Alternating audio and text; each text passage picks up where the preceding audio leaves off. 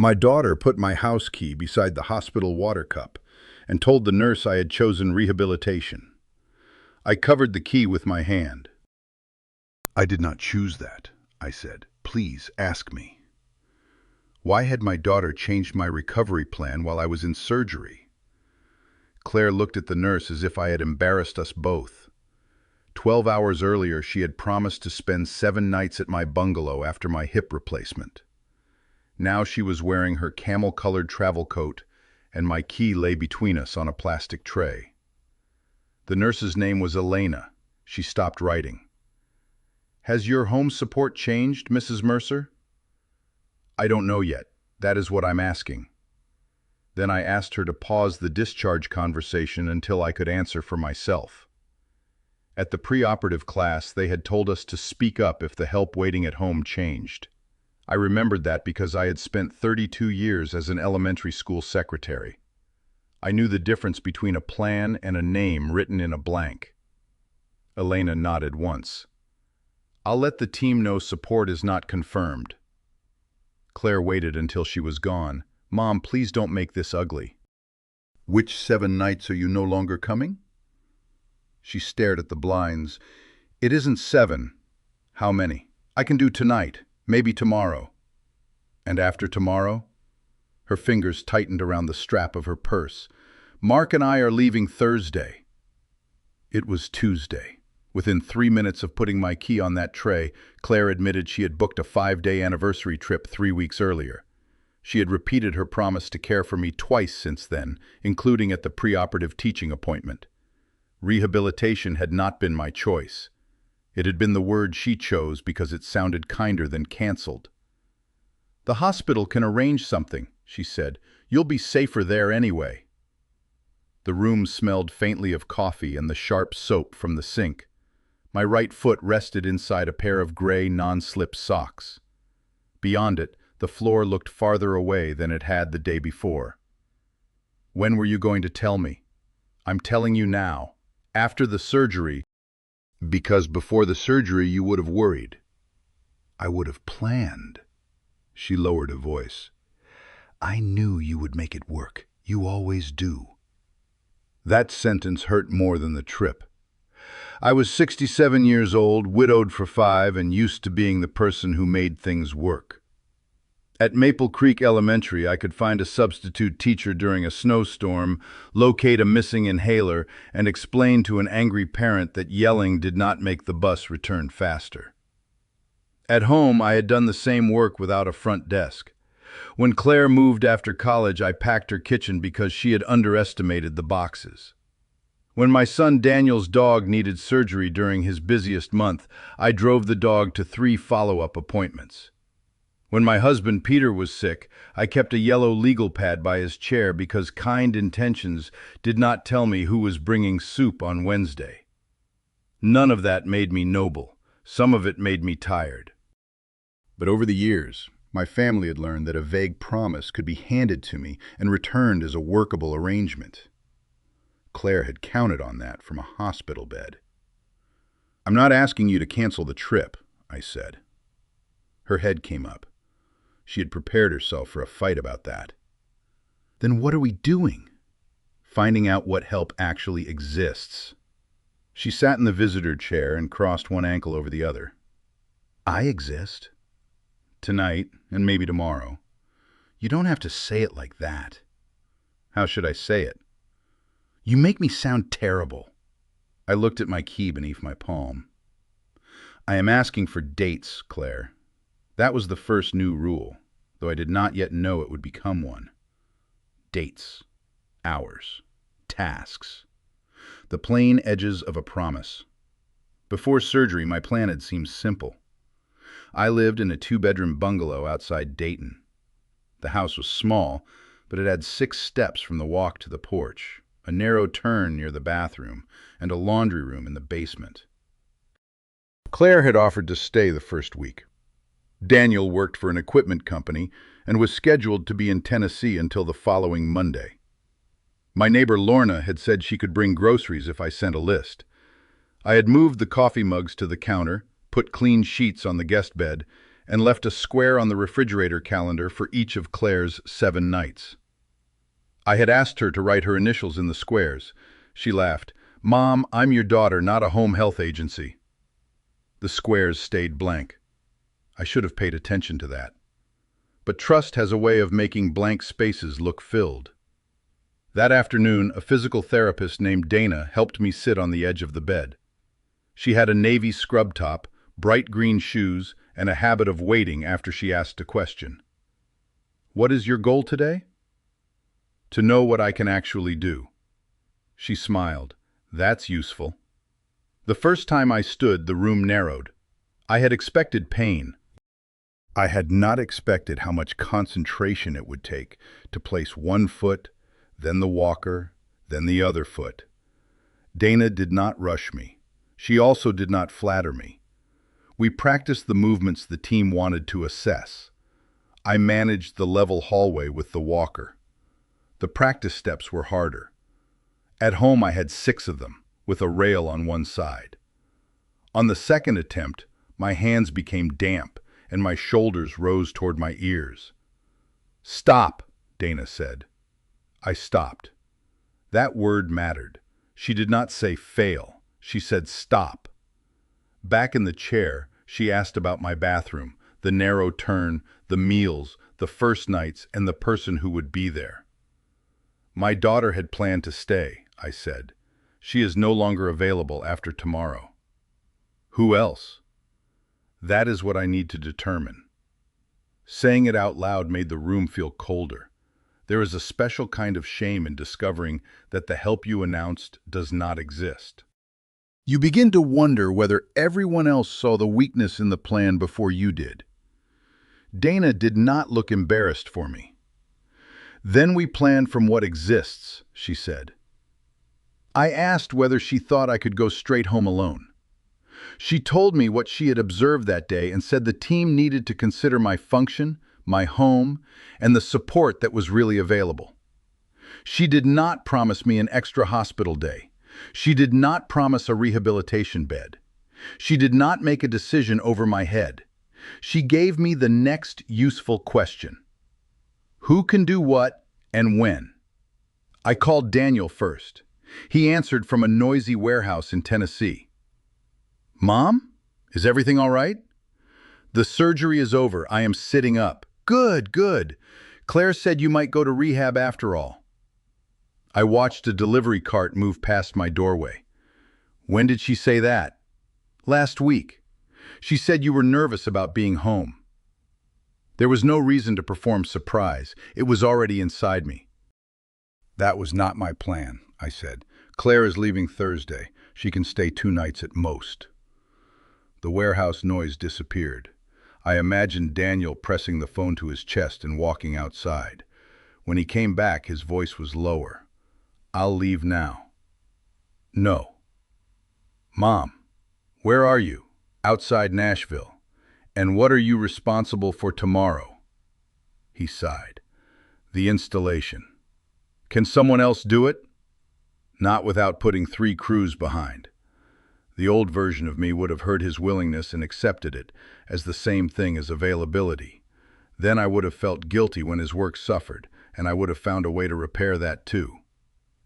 "Finish the installation," I said. "What can you actually do?" He was quiet long enough to think instead of react. "I can be back Monday afternoon. I can drive you home after that if that timing works. I can stay Monday night and Tuesday." "Write those dates down." "You want me to write them down?" "I am writing them down. You should too." He asked if I was angry with Claire. "I am busy." That was true. Anger might have been warmer. Next, I called Lorna. She lived across the street in a pale blue ranch house and had known me since our children sold wrapping paper for the same middle school band. Lorna had arthritis in both hands and refused to pretend otherwise.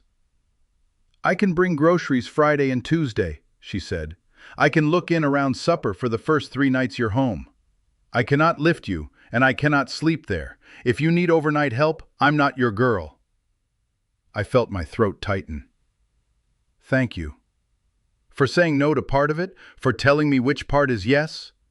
I wrote her offers on the blank calendar I had brought to the hospital in a folder. Friday groceries, Tuesday groceries, 3 evening check-ins, no lifting, no overnight. The page looked sparse. It also looked honest. Then Lorna said, "Claire told me you wanted a few weeks away from the house." "Did she?" "I thought it sounded unlike you." It was unlike me. I turned the calendar sideways and studied it the way I used to study the substitute list at 7 in the morning. A name was useful only if the person had agreed to the day. Affection could not carry groceries. Good intentions could not stand beside me at 2 in the morning. The page was not measuring who loved me most.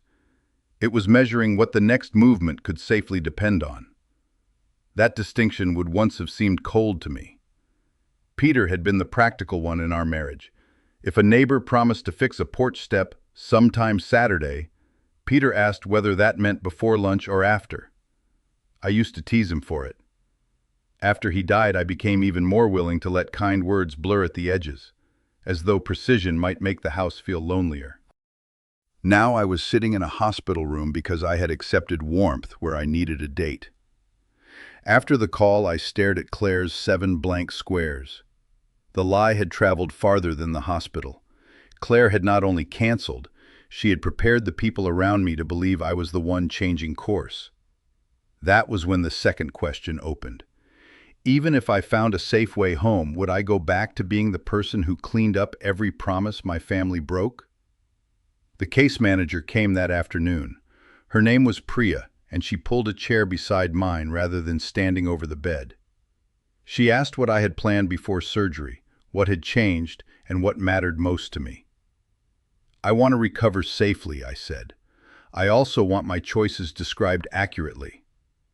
She wrote both down. We talked about my home and Dana's assessment. Priya explained that the team would review what level of support fit my needs, then check what options were actually available and what practical coverage applied to me. She did not speak as if a facility bed waited in a closet for anyone who asked. Direct home discharge with enough support remained one possibility. A short post-hospital stay might be another if the clinical and practical pieces lined up. "I cannot promise a particular place today," she said. "Thank you." She looked up. "For what?" "For not calling a possibility a plan." Claire came in while Priya was still there. She had gone home to shower and returned with fresh makeup, a charger, and the expression she used when a store manager had disappointed her. "Why are strangers rearranging our family plan?" she asked. Priya closed the folder.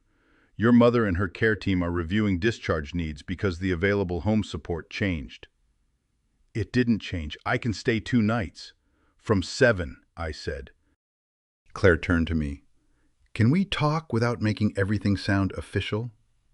Priya asked whether I wanted privacy. I said I would speak with Claire for 5 minutes, then I wanted to continue without her.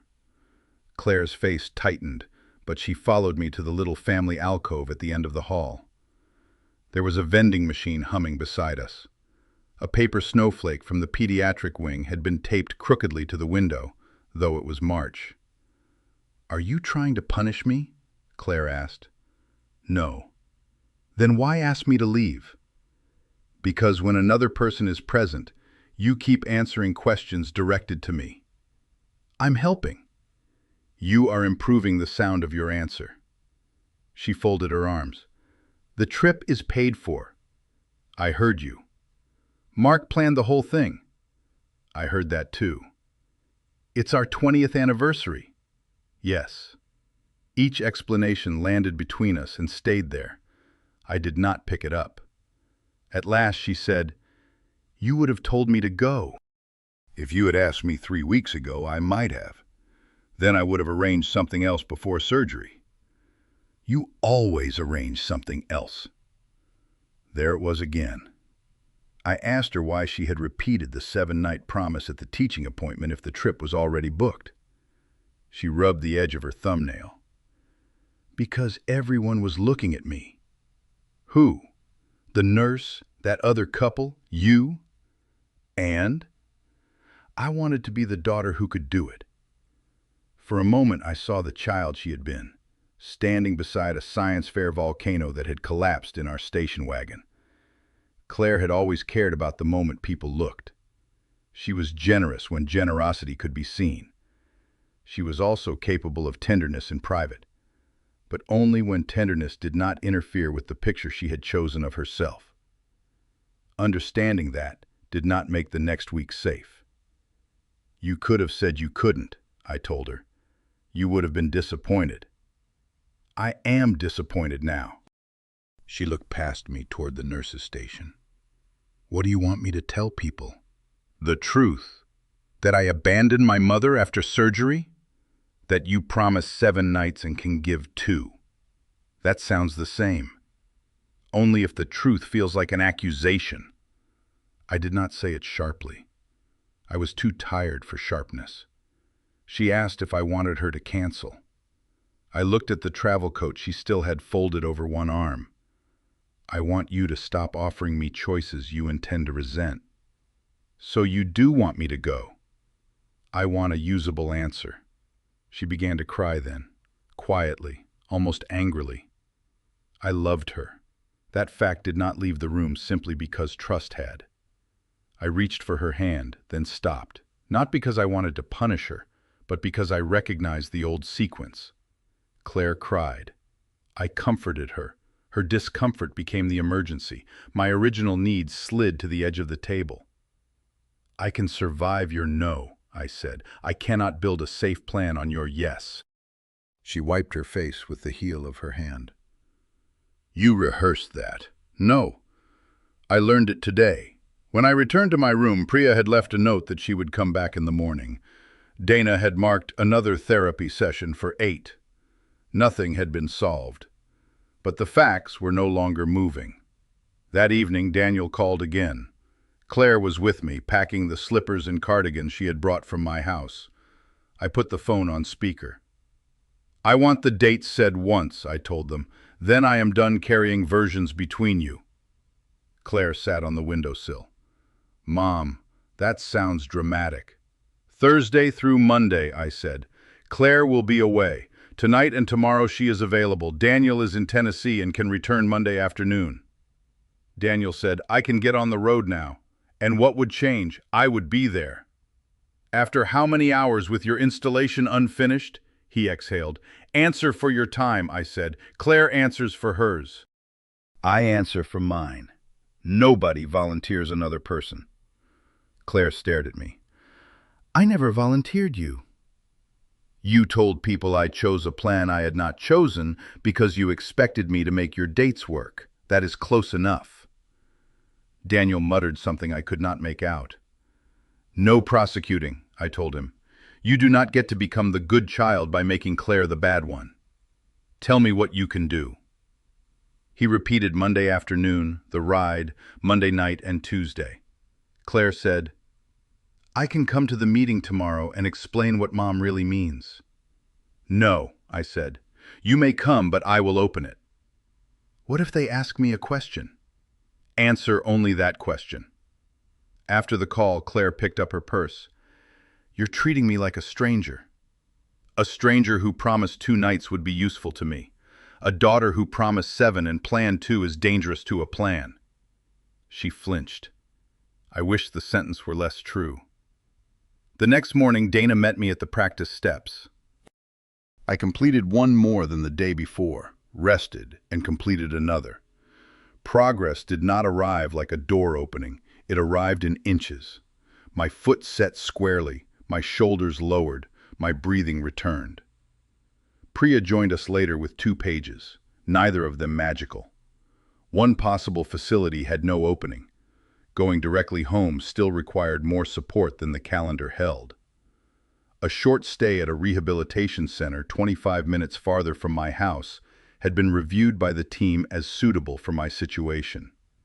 The center had confirmed a place, and Priya had checked the practical coverage details that applied to me. She also helped me sketch what home could look like afterward. Daniel's ride went in blue ink. Lorna's groceries and check-ins went in green. A block remained beside morning help.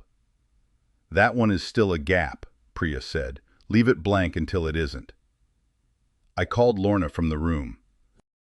Would you be willing to move my coffee mugs and cereal down from the high shelf before I come home? Yes. Would you be willing to check the bathroom rug is out of the way?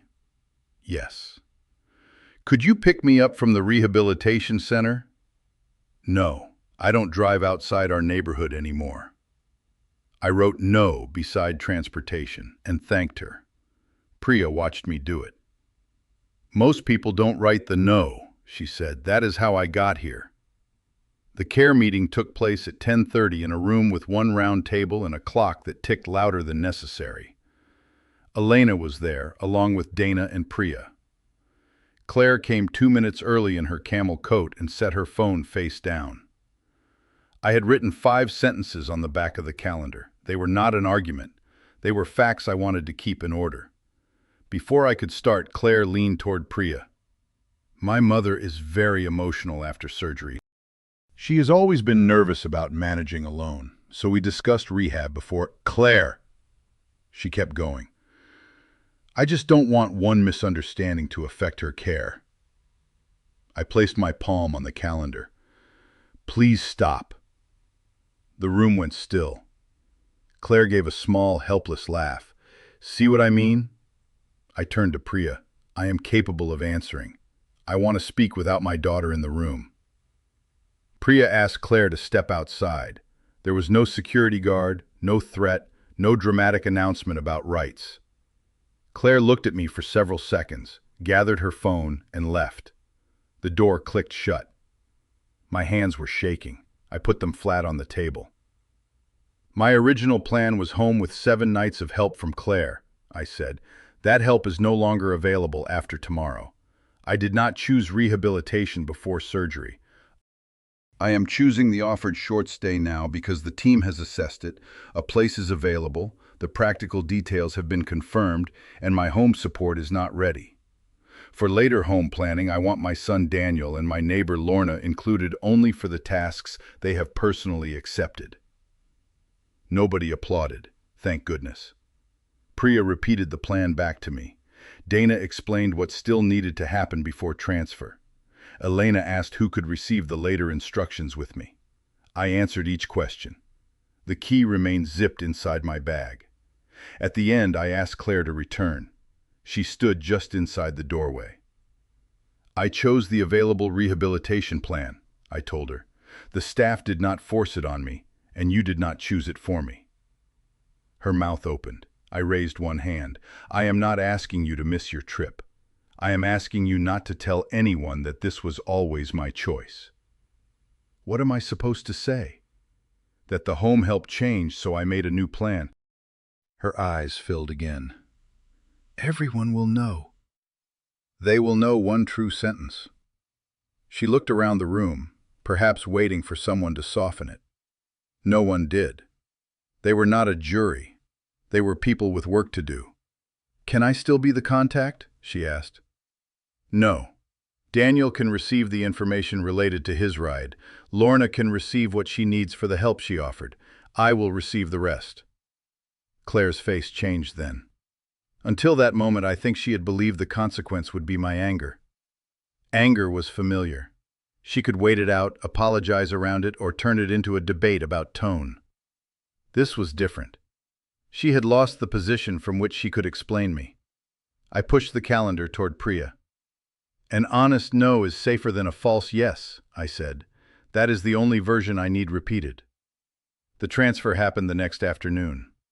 It was not a victory ride. The van smelled like vinyl warmed by the sun. Every seam in the road traveled up through the seat. My rehabilitation room had a narrow bed, a brown recliner, and a window facing 3 young maple trees supported by stakes. I missed my own kettle. I missed Peter. Grief has poor timing. It will use a plastic clothes hanger if that is what is available. I imagined how he would have checked every date twice and packed too many socks. Claire sent 4 messages before supper. I'm sorry, please tell Aunt Susan you decided this together with the doctor. Mark feels terrible. Are you going to answer me? I silenced the family thread for the evening. At intake, the nurse asked who I wanted listed for practical communication. I answered. She asked about my home. I answered. She asked what I hoped to be able to do before leaving. I told her about the 6 steps, the narrow bathroom turn, and the walk from my chair to the kettle. That night, the distance from my bed to the bathroom was 19 careful steps with the aid I had been told to use. I counted each one. When I returned, I opened the little notebook Daniel had put in my bag. On the first page I wrote, "Help that exists." Under it I wrote, "Daniel, Monday ride, Monday night, Tuesday." Lorna, 2 grocery trips, 3 supper check-ins, move mugs, no driving. Claire, nothing confirmed after Wednesday. The list did not look like a family portrait. It looked like something I could stand on. 3 days later, Daniel called while I was sitting in the rehabilitation courtyard. Wind moved through the young maples, making their support straps creak. "I need to tell you something," he said. "Tell me." Claire called about Winston. Winston was her elderly beagle. Mark's sister had been scheduled to keep him during the trip.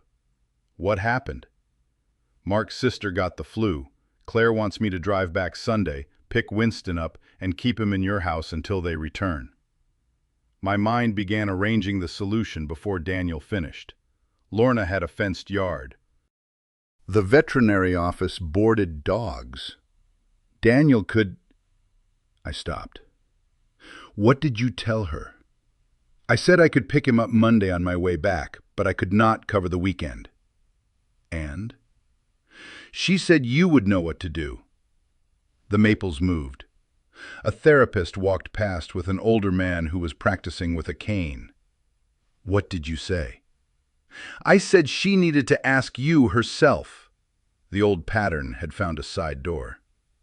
"Daniel, do not send it to me." "But the dog..." "Is Claire's responsibility. You gave her one real offer. Leave it there." He was silent. "This feels harsh," he said. "It feels unfinished. We usually confuse those things." He laughed once, without humor. "You really don't want to know how she solves it?" I looked at the notebook on my lap. "I want Winston safe. Claire is capable of arranging that. I do not need to be the arrangement." Daniel called her back. He did not report every word to me afterward. He told me only that Claire had shortened the trip by a day and found boarding for the remaining time. No one lost a home, no one lost a job. There was no public humiliation and no punishment delivered by a hospital. Claire lost convenience. More importantly, she lost the certainty that her discomfort would become my assignment. I lost something too. I lost the comforting belief that being needed was the same as being considered. Recovery did not become easy because I had said one strong sentence in a meeting. The body does not care whether you have recently learned a lesson. It asks for the next movement. Some mornings I made visible progress. Other mornings I had to sit on the edge of the bed and wait for the room to settle. The rehabilitation staff adjusted their work to what they observed and to the goals they had set with me. I learned to stop treating every pause as a verdict. Daniel wanted to prepare the bungalow as if a small hurricane were coming. "I can install another rail," he said over a video call. "I can move the bed into the living room. I can take 2 more days." "Which of those has the team asked for?" He blinked. "Ask before building," I said. We walked through the house by video, with Lorna holding the phone. The coffee mugs came down. The cereal moved to the counter. The loose rug left the bathroom. Frequently used pans went into the waist-high cabinet. The morning help square remained blank. Priya had given me a list of participating providers to consider for the support the team and I had identified. After calls and practical checks, I arranged a modest block of paid help for the first days home. It cost money I would rather have spent elsewhere. I could afford the limited amount we planned. The narration of my life did not require pretending it was free. When I told Claire, she said, "I can do a whole month. Cancel the paid person." She was calling from her hotel room. A white robe hung on the door behind her. "What dates?" When you get home. Which dates? Mom, stop talking to me like I'm applying for a job. I am asking because my morning depends on the answer. She pressed her lips together. I don't know Mark's schedule yet. Then you cannot offer a month. I'm trying to make up for it. Make one promise you can keep. She looked away from the screen. I can bring groceries the Thursday after you get home. What time? Around 3. Confirm the day before. That's it? That is one thing that exists. She began apologizing again. This time she did not defend the trip. Then, after a long pause, she said, I promised because I wanted to be the daughter who could do it. I knew. You may be the daughter who tells me what she can do. Is that enough for you? It has to be true before it can be enough. She asked me to tell Aunt Susan that the hospital had changed my plan. I said no. She asked if I could at least say the decision was mutual. I said the care team offered an option, and I chose it after the home support changed. That was the full sentence. You're never going to let this go, she said. I am letting go of several things. The truth is not one of them. The words sounded polished after I said them, and I almost regretted them for that reason. Life is rarely improved by turning every boundary into a plaque. So I added, Claire, I am tired. I love you. I am going to supper. She nodded. Before we ended the call, she asked, May I visit when you're home? Ask me that week. By the end of my stay, I could complete the movements and steps in the plan the team had made with me. That sentence contains none of the sweat, fear, boredom, or stubbornness of those days. It does not include the morning I cried because my sock twisted, or the afternoon I laughed so hard with another patient that both of us had to sit down. But recovery was not a performance for my family. It belonged to my body, my team, and the ordinary repetitions between us. Daniel picked me up on Monday afternoon exactly when he had said he would. He had a pillow for the ride, a bottle of water, and no speech about being the dependable child. How was the installation? I asked. Finished on time, good. How was this? Useful, lonely, necessary. He nodded. That was enough. At my bungalow, Lorna stood on her porch and waved but did not cross the street until I called her. Daniel carried one suitcase. I carried the key. The 6 porch steps took time. The short path from the driveway looked different from walker height. Every crack had a shadow. Daniel stayed 1 step below me and waited for my pace. Inside, the house smelled faintly of lemon cleaner. My blue mug sat on the counter. The cereal box stood beside it. The refrigerator calendar held blue and green writing, 2 paid help appointments and 1 empty square. Daniel pointed to the empty one. Did we miss something? No. Then why leave it?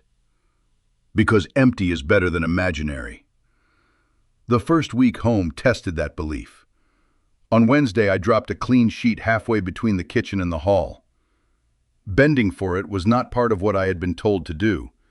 The old impulse was immediate.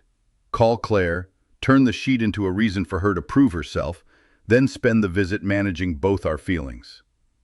Instead, I left it. When the scheduled helper arrived 40 minutes later, I asked her to pick it up. The sheet spent less than an hour on the floor. The world continued. Another afternoon, fatigue reached me before I had made lunch. I ate what was easy and postponed what was not. Lorna brought groceries at the time she had promised and stayed 11 minutes.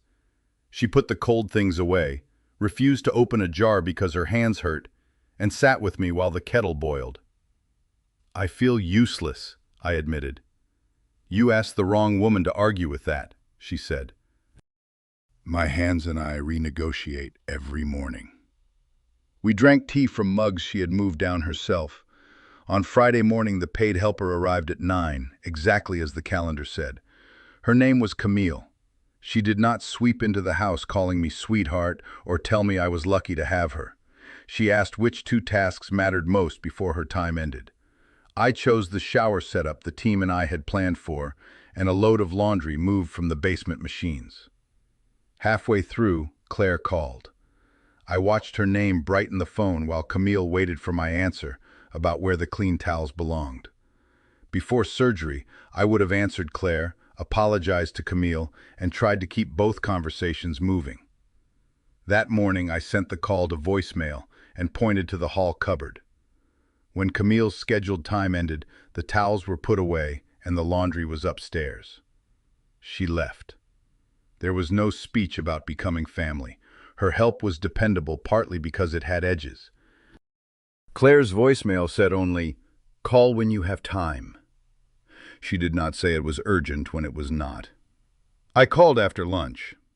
Claire confirmed her grocery visit on Wednesday at 3:07. On Thursday, she texted at 2:40 that traffic was slow and asked whether 3:20 still worked. It did. When she arrived, she knocked. That should not have felt remarkable. She had always knocked. But before surgery, knocking had been a sound followed immediately by her key in the lock. This time the door remained closed until I reached it. She stood with one paper bag. "Do you want me to put these away?" "Yes, thank you." She did not bring flowers, a card, or a second bag full of promises. She put milk on the refrigerator shelf, apples in the bowl, and soup in the pantry. Then she asked if I wanted company. "For half an hour." She looked at the clock. "All right." We talked about small things. Daniel's installation, Lorna's stubborn daffodils, Winston, who had apparently enjoyed boarding more than anyone expected. At 28 minutes, Claire stood. "I should go." Part of me wanted to reward her by asking her to stay. That was another old habit, paying people immediately for behavior that should have been ordinary. "Thank you for the groceries," I said. At the door, she turned. "Are we okay?" "We are here." She absorbed that. "Is here bad?" "Here is honest." She left without asking me to improve it. Over the next 12 weeks, my world widened by ordinary distances: bed to bathroom, chair to kettle, kitchen to porch, porch to the top step. The first time I walked the short path to the mailbox under the guidance I had been given, the metal box was cold beneath my fingers. My family changed in smaller increments. Daniel stopped calling me to interpret Claire. If she asked him for something, he answered her. Sometimes the answer was yes. Sometimes it was one ride on one day. Sometimes it was no. Claire began asking, before offering my time.